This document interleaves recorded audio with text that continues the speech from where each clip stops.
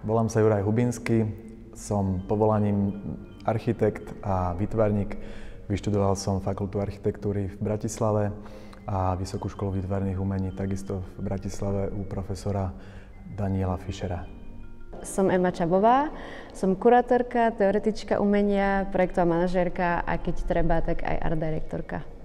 V rámci architektonickej tvorby sa snažím pristupovať k priestoru pragmaticky, funkčne a samozrejme s istou dávkou nejakej estetiky, ale estetiky v zmysle nejakej úprimnosti k materiálom.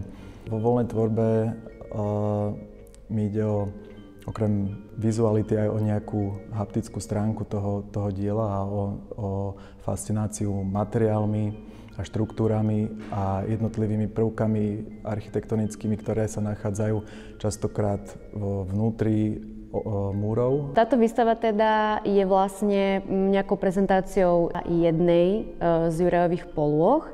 Pre mňa je zaujímavé na tomto prístupe a na tejto jeho polohe je teda to, že vlastne sa tam ako mixujú tie jeho identity architektonická a tá maliarska.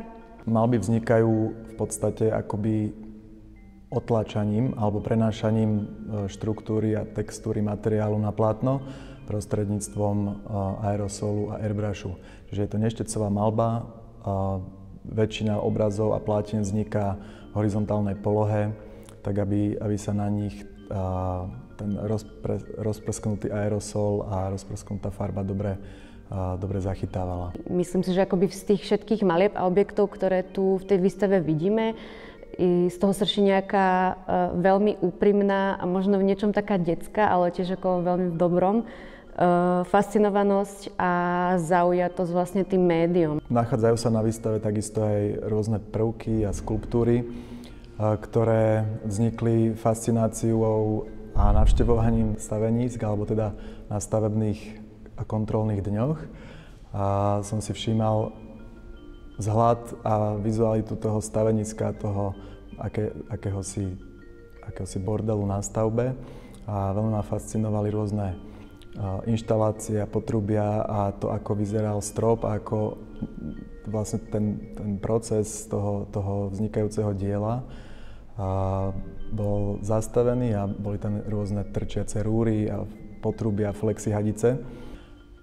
Takisto sa tu nachádza aj objekt, ktorý vznikol ako odliatok do polystyrenovej formy, čiže materiál, ktorý možno trošku kazí architektúru.